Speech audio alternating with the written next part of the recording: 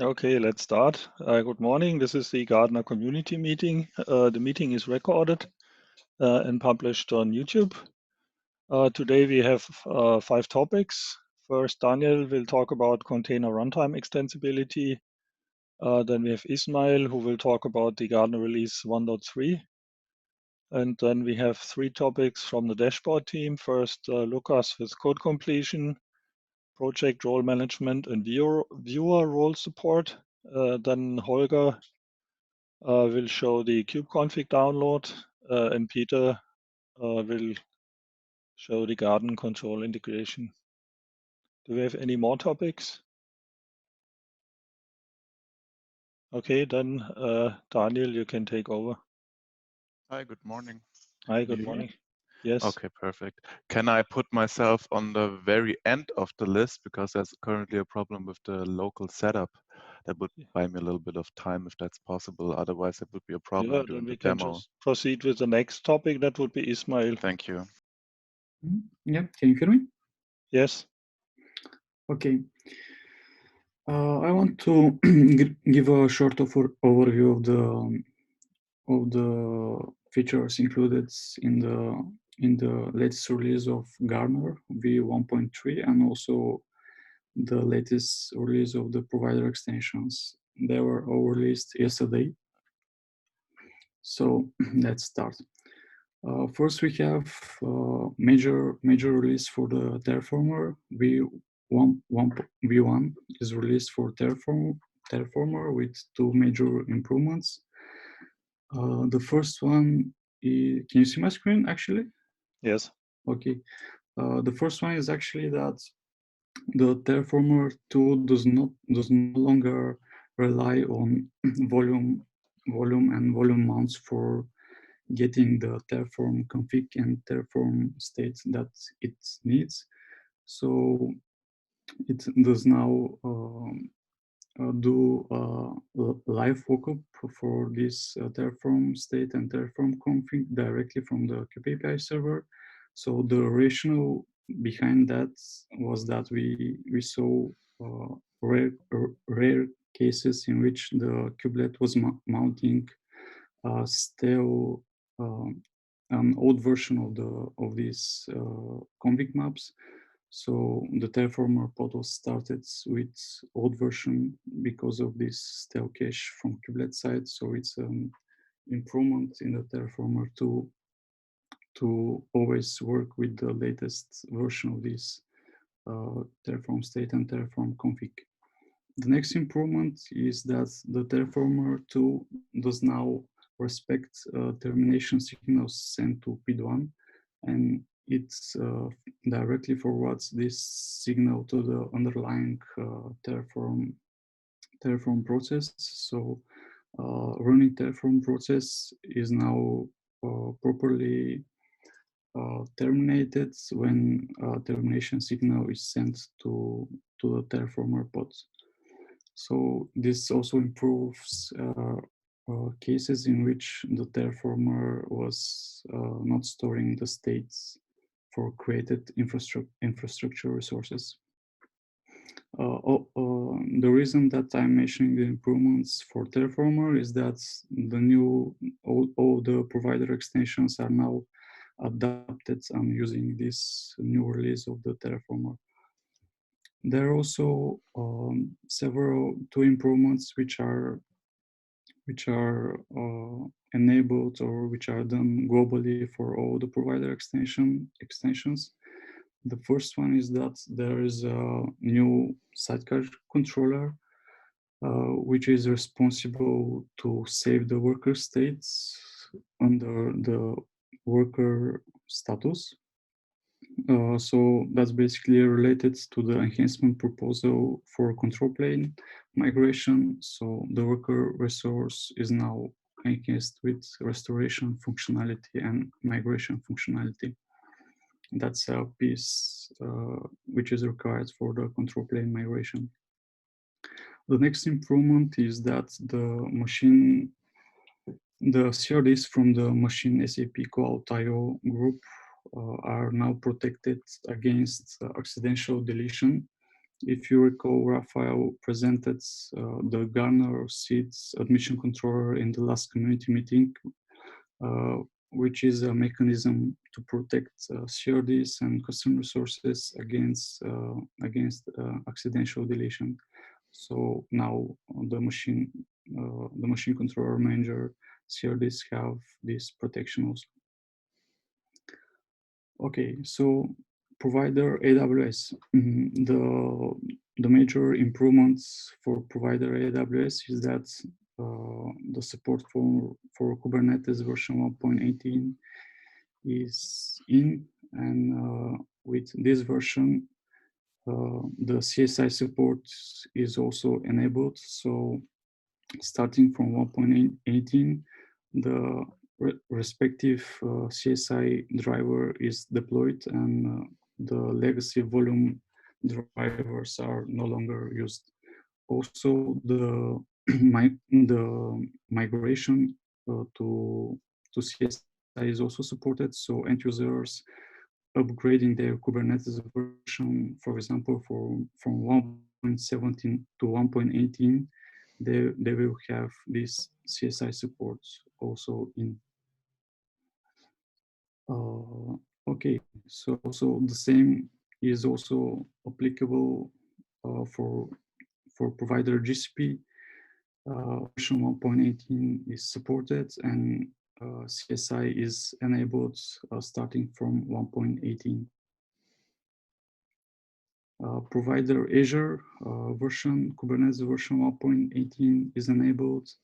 The CSI support is postponed for the next Kubernetes release, V1 1.19, as the CSI feature for provider Azure is still alpha, and there were some issues identified.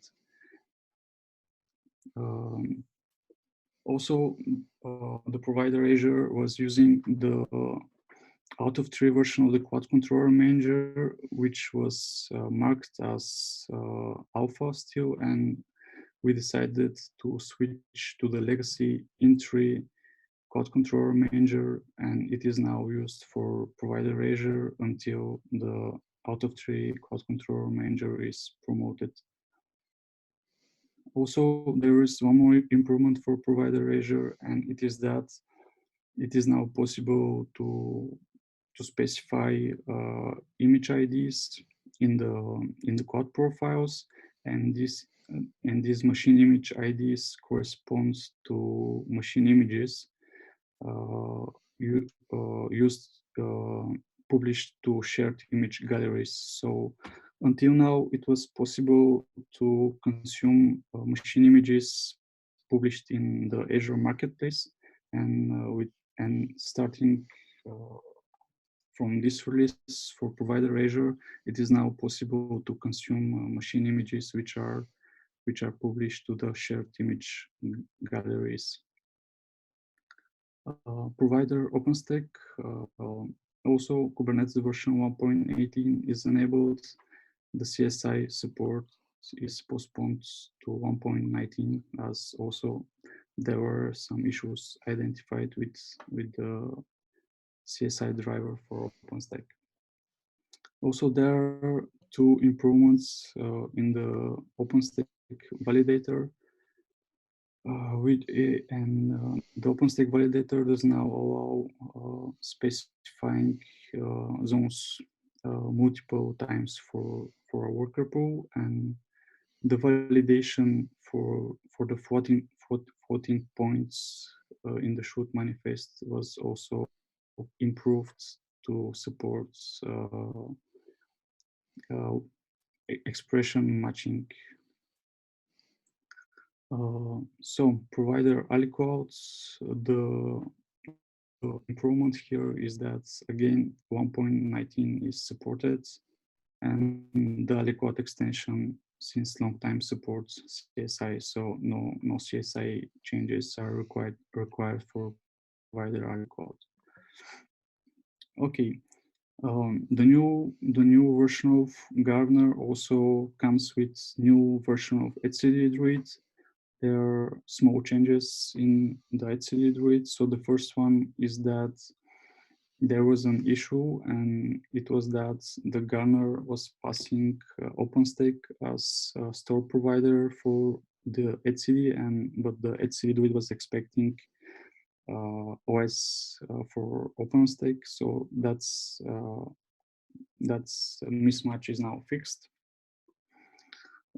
in the etcd druid side, and there was an issue in the etcd druid that during the etcd bootstrap it was requiring requiring to install a package from package repository. So in restricted environments where there are some restricted environments where this is not allowed, so the etcd druid image is now, the bootstrap script is now improved to do not rely for any external package installation. So the changes for the Gardener itself, as also mentioned in the last community meeting, the Gardener API server does now support portable definition for its API resources. So clients can now specify the corresponding content type for the portable, and they can consume the API using this content type and this representation for resources. Also, there were some required changes in the Gardener itself to be able to support 1.18. So Gardener does now allow creation and update of 1.18 clusters.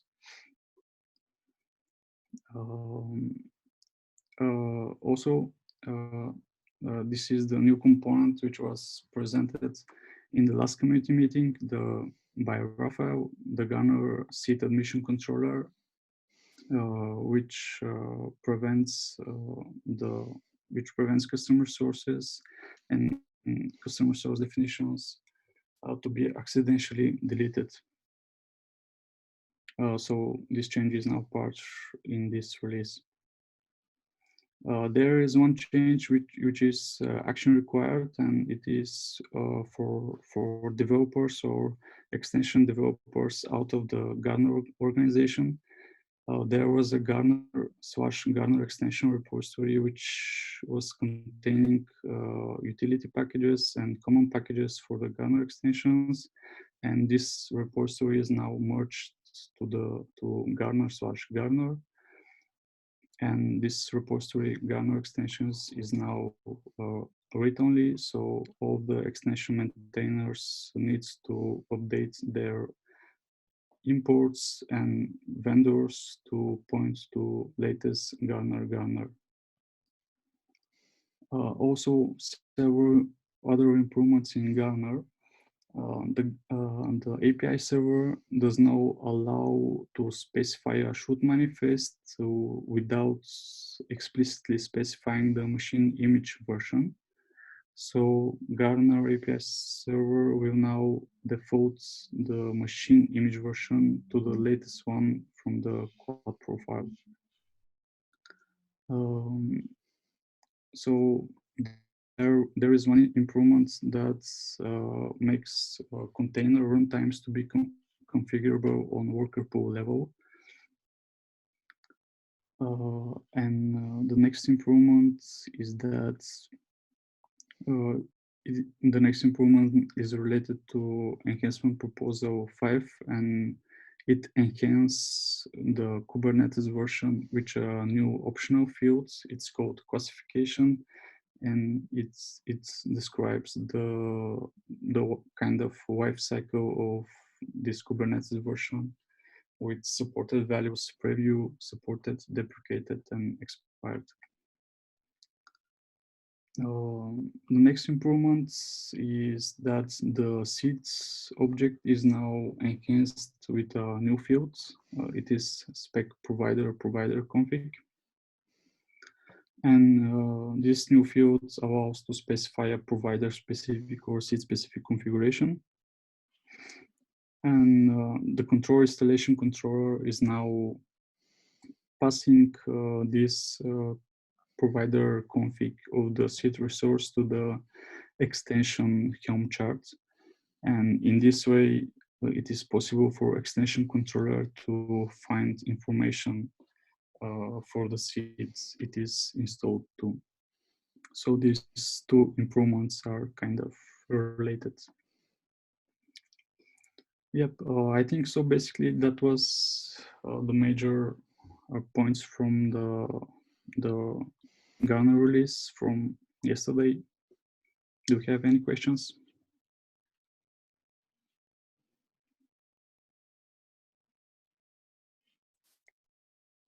Okay, thanks, Ismail. Thank you. Next one is Lukas. Yeah. So we finished a couple of features lately, and we will also have a release later today or on Monday. So all of the things that we are going to show today are available soon. So I will show you the code completion, the YAML code completion, and also the project role management, as well as the viewer role support in the dashboard. Holger will show the personalized kubeconfig download, and Peter will show the gardenctl integration. So let's start. Share my screen.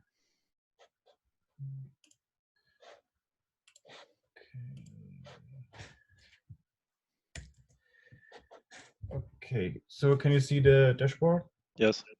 Okay, so I will start with the code completion. I already showed this half a year ago. Maybe you can increase the font size. Yeah. Yeah, So that's better. I already showed this half a year ago or so, but we didn't manage to finalize this feature, but now it is finalized, so I want to highlight it again. So you have this feature for all of our editors. So for the grade cluster editor, for example, you can hover over the different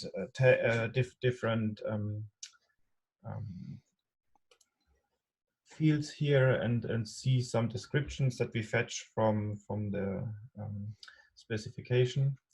And also you get code completion support, for example, here, if you want to configure the Kube API server, you see all the available fields and also some explanation.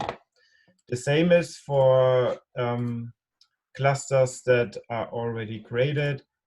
You also have here in the editor support for code completion and also for information via tooltip.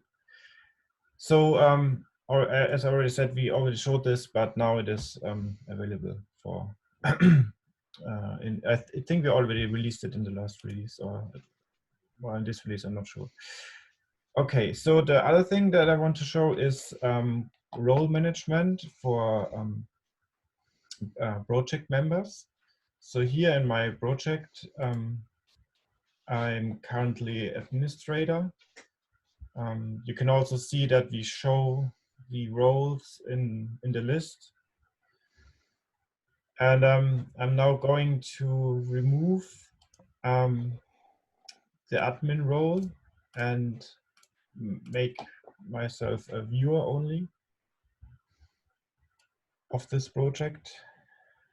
Okay, you see immediately that on the left side of the screen, the buttons changed.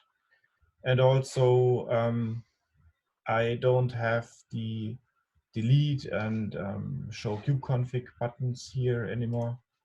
And I also don't have all the configuration options that usually are next to the different things here. I also am not able to, I think, yes. I'm also, I need to refresh the page. So I'm also not able to edit the project details anymore, or add new members and stuff. So yeah, that's basically already everything I want to show. So Holger will continue with the kubeconfig download. Stop sharing.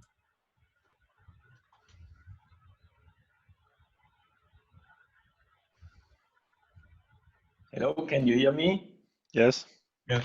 Okay, then I start with the kubeconfig download. So maybe to give some background. So we previously also already had the feature that you can download kubeconfig for technical users. For example, if you want to do some CI/CD automation, and then you had here the download for a kubeconfig for accessing the garden cluster with a technical service account. Are you sharing something? No, sorry. Okay. Share screen. Yes.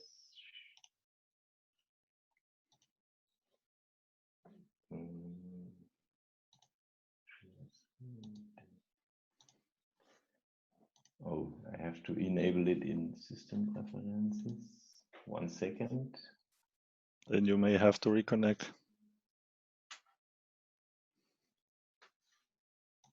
Okay, yeah.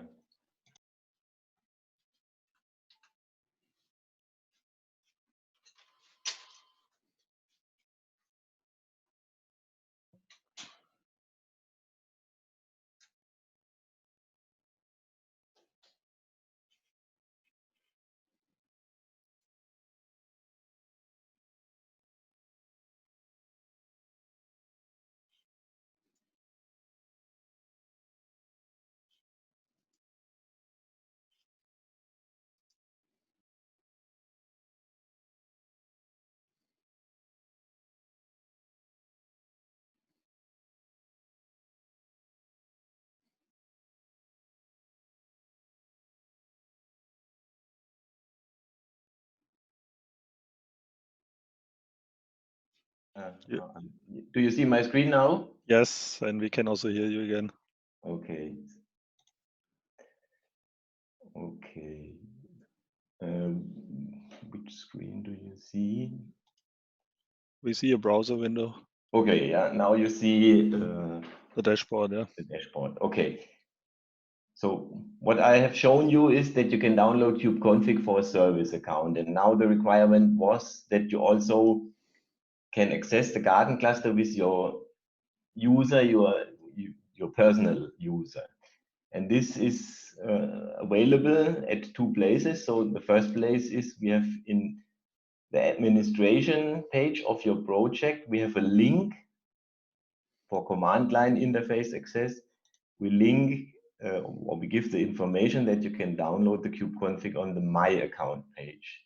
Here, this is exactly what you get when you click on your avatar icon and go to your My Account page, and then on your right-hand side, we have reorganized the screen, and now you have an access, like in the shoot details, you have an access card, and you can copy your OpenID Connect token. But what is new is the download of the kubeconfig. And here you have the download button where you can download the kubeconfig, you can copy it, but you can also configure how the kubeconfig looks like. And this, I have to say, we are using kubelogin, which is a plugin for kubectl, which you first have to install in order to make it work. And once you have installed it, you can read everything on the kubelogin setup page. Once you have installed it, you get a kubeconfig with a user, and this user calls the kubectl OpenID Connect login command in order to do the login of your user. Okay, now let me show it. What you can configure is, the first thing, you can configure the namespace, which is the default namespace of the kubeconfig. This is the corresponding namespace of your project. You can configure the grant type. This is if you want to log in with directly with opening the browser, which we do now. Or you can, for example, say you want to have keyboard access, that you do it via keyboard. You paste the token into the command line shell. Now we do the login. Now we have downloaded the kubeconfig in my download folder, and now I go to the shell and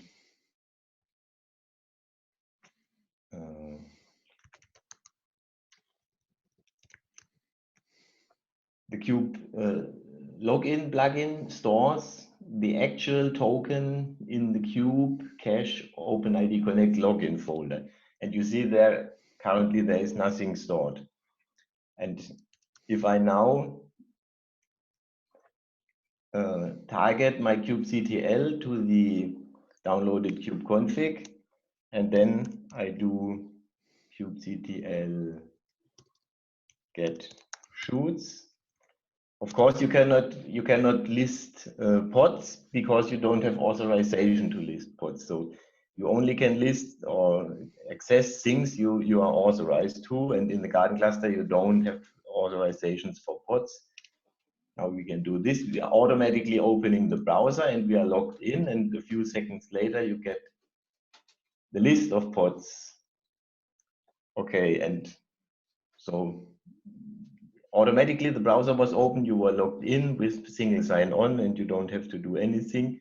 And now if we look at the directory, we have here this token stored, and in this token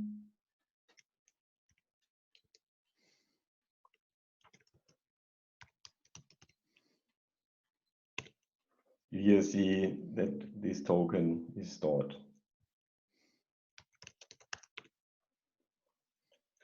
Okay, that's it from my side. Now I think Peter can continue.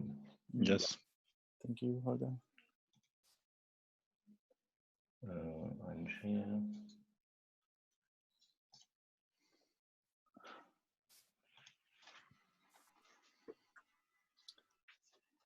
Okay, do you see my screen? Yes. Okay, so I will show the gardenctl integration that we now have in the dashboard. So, but before I show that, I want to give you a motivation why we did that. So when an operator, we assume that there is an issue for this cluster, and an operator wants to look at it, and for example, on the control plane of this cluster, then he had to first, depending on which landscape this cluster is, he has to target the garden, in this case the cannery landscape. Then he has to target the seed.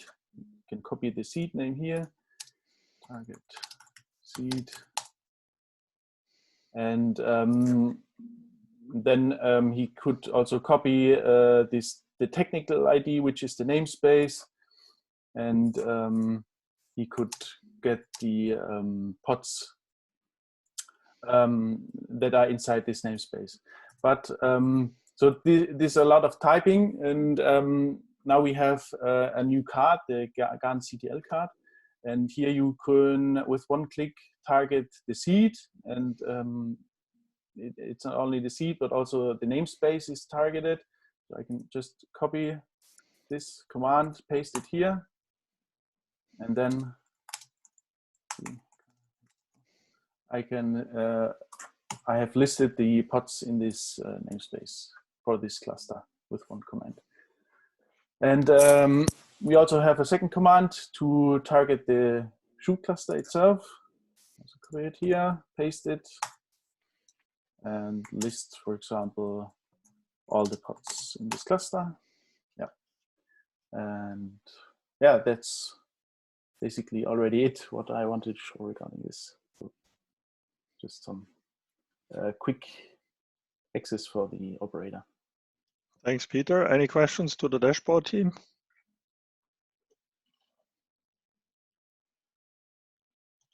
Seems to be very obvious. Okay, then last topic is Daniel's topic, container runtime extensibility. Hey, can you hear me? Yes. Perfect. Give me a second to share.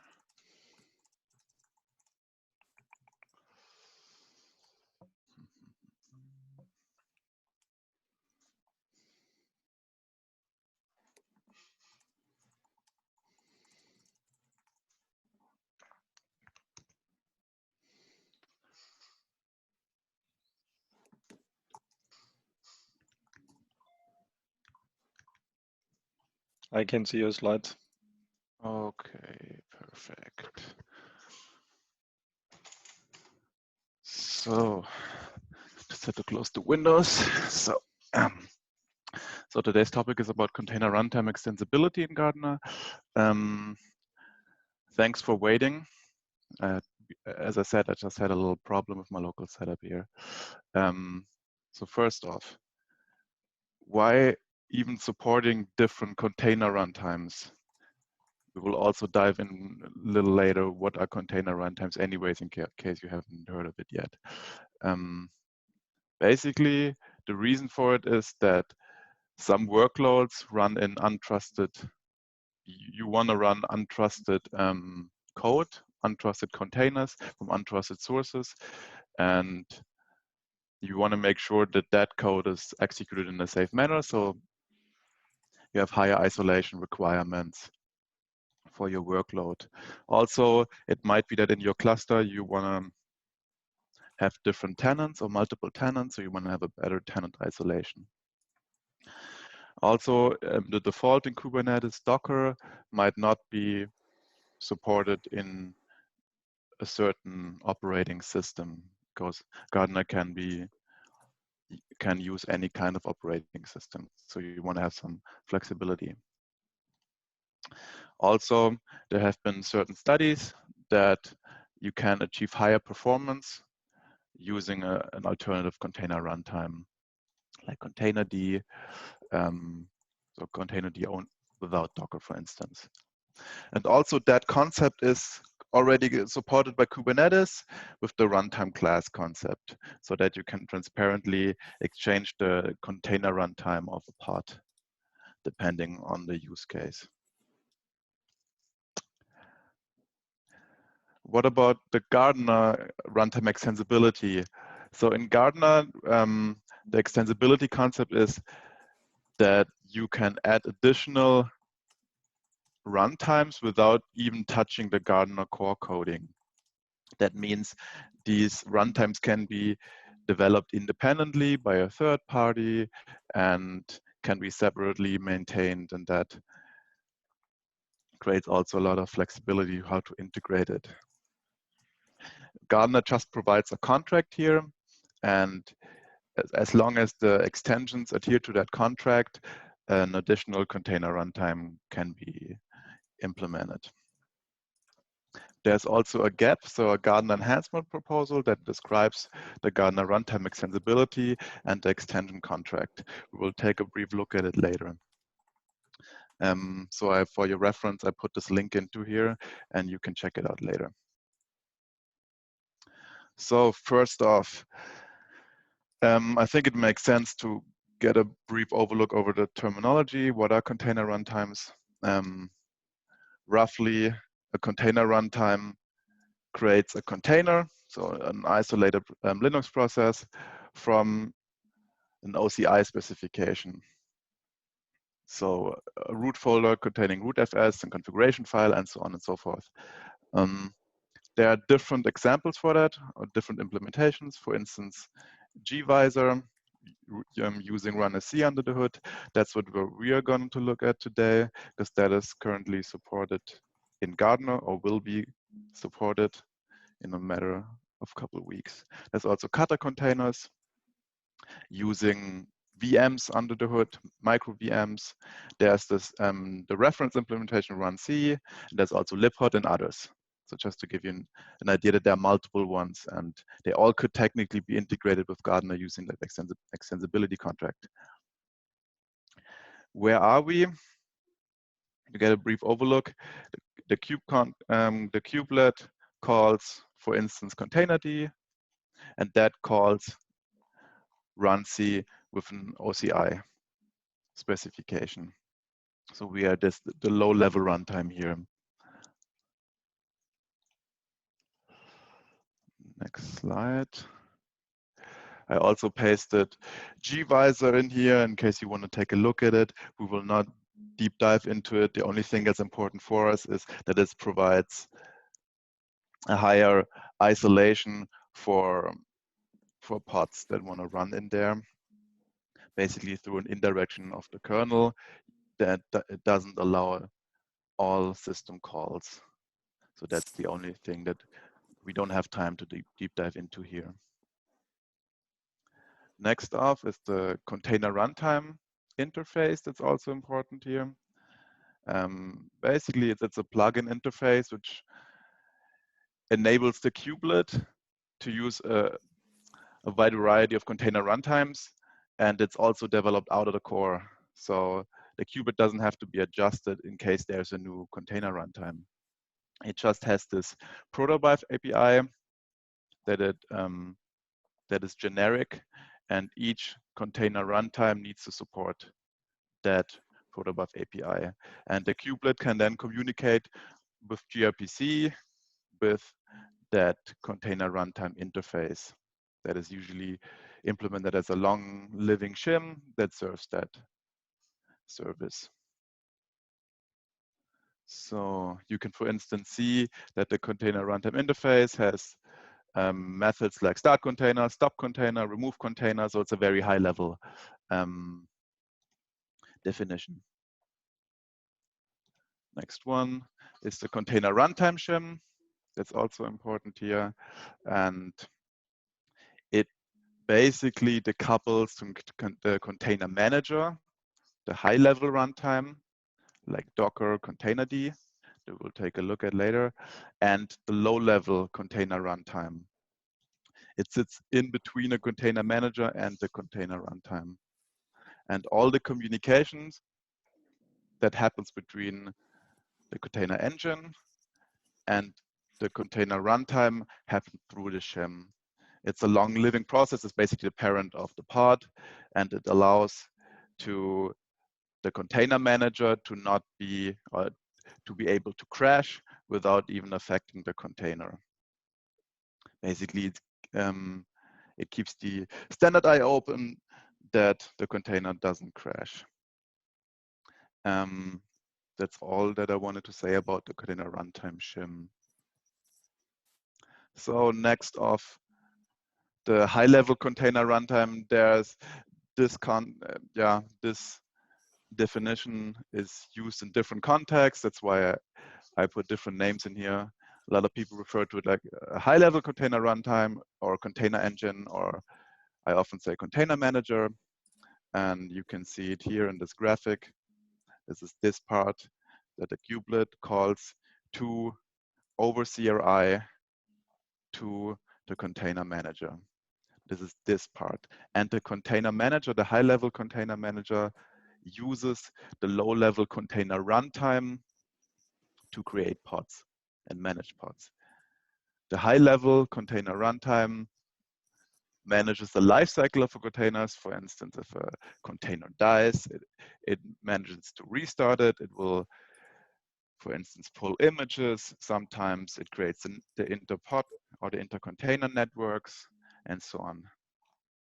Examples for that are Docker, containerd, cryo, podman, and that's about it. So that's why I wanted to touch on that. We have these three components. We have the higher level container runtime. The kubelet talks to it over CRI. We have the container runtime shim, and we have the lower level container runtime. So now let's see how Gardener supports that. I have 3 different shoot configurations here. You can configure the container runtime in the worker specification of a shoot. So you can specify it or configure it for each worker pool individually. So you can, one worker pool can have gvisor as a container runtime, the other one can have kata containers, for instance, or any other. So if you do not specify any CRI, like in the left case here, you will get the default Docker. You can specify CRI name for container D, then you will get container D that uses run C as a low-level container runtime underneath. And if you specify the container runtime name, for instance, gvisor, then you will get container D that's integrated with gvisor. So these three configurations are supported or will be supported very soon. Another restriction is that currently only Ubuntu, with more to follow, are supported. So a rough overview of the extension flow, a simplified one. And as long as I said, an extension for another container runtime adheres to that contract, another container runtime can be added to a shoot without touching the Gardener core coding. So first off, if a shoot specifies the CRI, for instance, gvisor, in a worker pool, the gardenctl will create a container runtime CRD in the shoot namespace in the seed. And that looks like the following. The gardenctl will specify the binary path to the gvisor executable, so that can be changed. So you have freedom here. It specifies the type gvisor. It has to be unique. For instance, for kata, it would be type kata, and it specifies the worker pool. So each worker pool gets its own container runtime CRD, and also each type. So the Gardener gvisor extension then reconciles the container runtime CRD, and its job is to spawn the installer that installs gvisor on the individual nodes of that particular worker pool. It does that by creating two managed resources, one managed resource per shoot that creates the worker pool, the resources that are not dependent on the worker pool, for instance, some RBAC rules, the runtime class from Kubernetes and pod security policies, and then one installer daemon set per worker pool. And that daemon set targets its only the nodes via label selector of a worker pool that should have gvisor enabled. What it does, it's just a bash script configuring container D, the container D config file for gvisor, and copies the binaries on the host. So gvisor and the drop-in shim for gvisor. And Gardener makes sure that container D is already running on the node to be integrated here. So the last piece that is missing is a pod that wants to use gvisor. So after a shoot has been enabled with gvisor in a certain worker pool, can do that easily by providing the runtime class name in the specification of the pod. And then it will be scheduled to a worker pool that has gvisor enabled automatically. And that is a feature by Kubernetes. So then the demo time, I hope that the shoot is working now. Let me say if it's too small, then I will zoom in. Okay, so up here, you see my shoot and the garden cluster, the seed cluster. So what I will do now is I will try to enable gvisor here on the shoot. So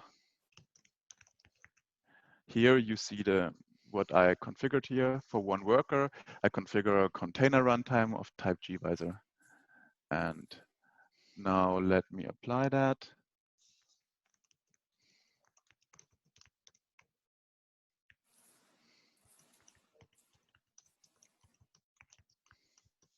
So what I would expect now is that in the seed, the gardener will create a container runtime, and that should pop up here in the shoot namespace, and then it will be reconciled by the container runtime, by the container extension, sorry. So let me check. We see that it's getting reconciled. It can take a little while. I will go to the seed. Okay, now we have seen here, hopefully it's big enough, we can see that there's a container runtime being created in the shoot namespace. We can take a look at it.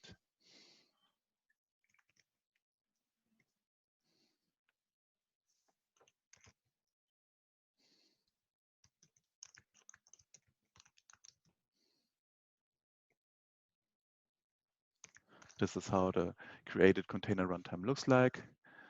So we enabled it for the pool with the name worker Ubuntu, and all nodes in this worker pool match that label. So this is just for the container, for the gvisor extension to know where to enable gvisor on which parts.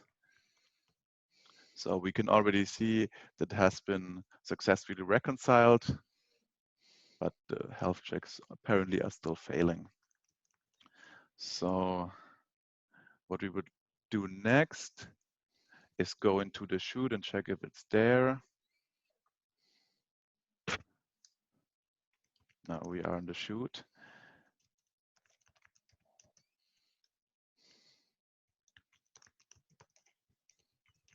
So if it was successful, it should have created a container runtime class in the kube system namespace. And it apparently did. The only thing that is in this container runtime class is the name gvisor that can then be specified by the part, and the handler runsc gvisor here. And Kubernetes will make sure that if you specify a part with the runtime class gvisor, that a runtime class with that specification exists. So let's take a look at the installer. So there is a daemon set that has been spawned.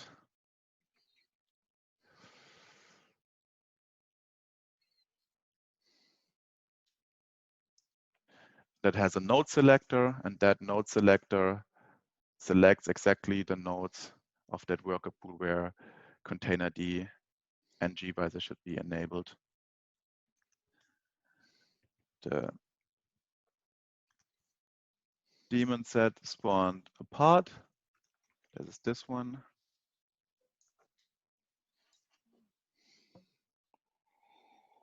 Let's check the logs of it.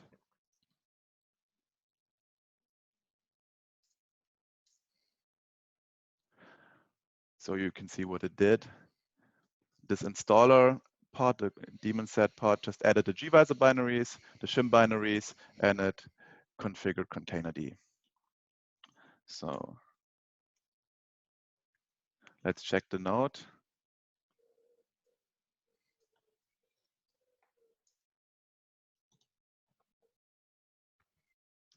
We check the labels of the nodes, and we can see here the node has this label container runtime gvisor enabled true, and it also has the CRI name containerd. So the last thing that is missing is scheduling actually a part on this worker pool that has gvisor. And here you can see I specified the runtime class gvisor. And if I do that,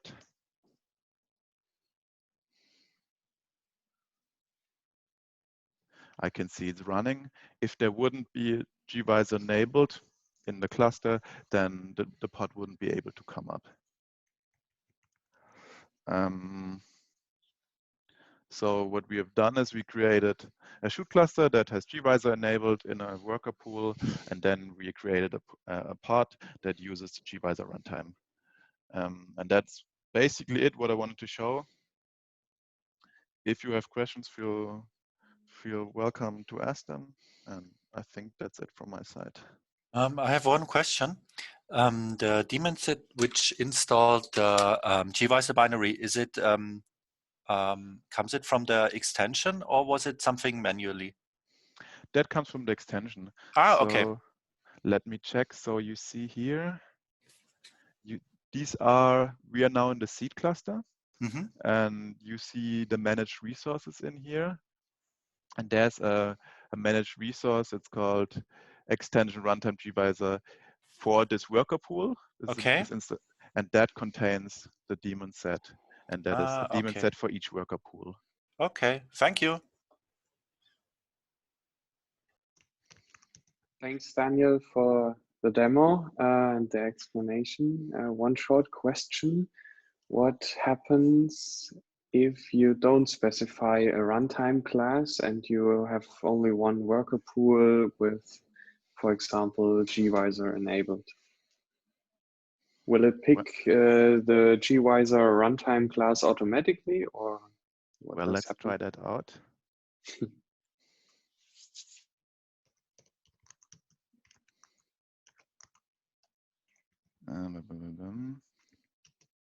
Am I in the right where?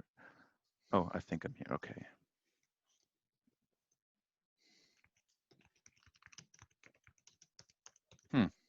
So apparently, this seems like a problem because the okay, pod because was of the already update. existing, right? Yeah, I saw it. Then let's take number 2.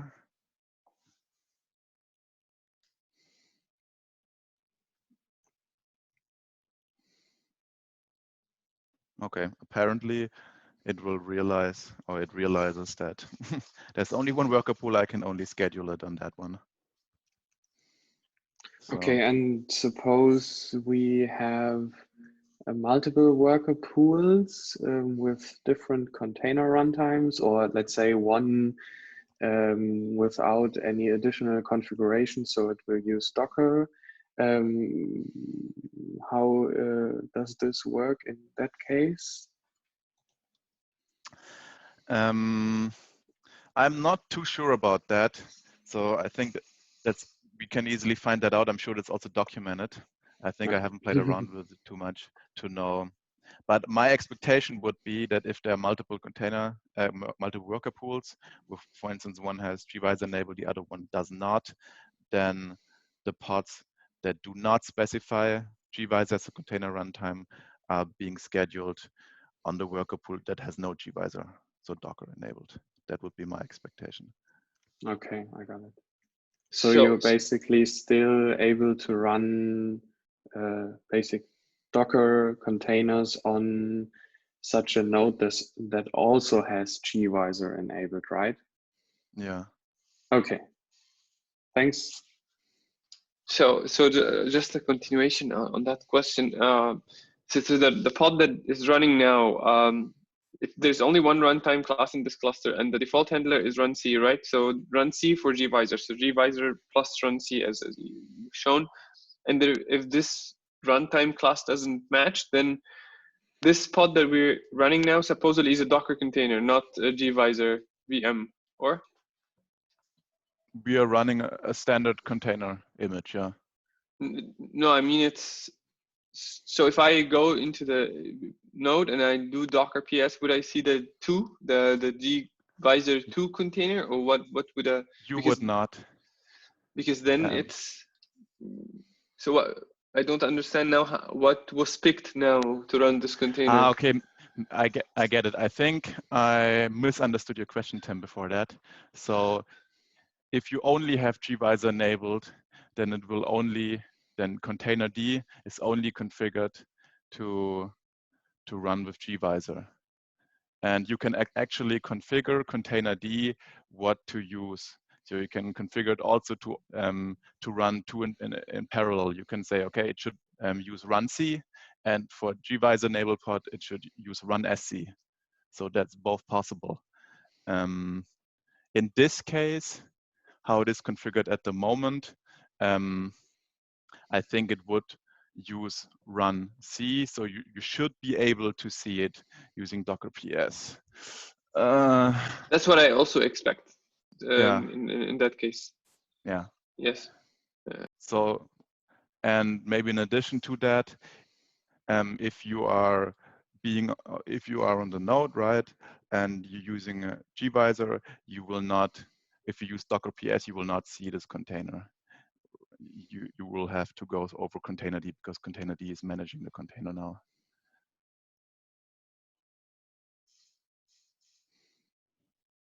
Okay, got it.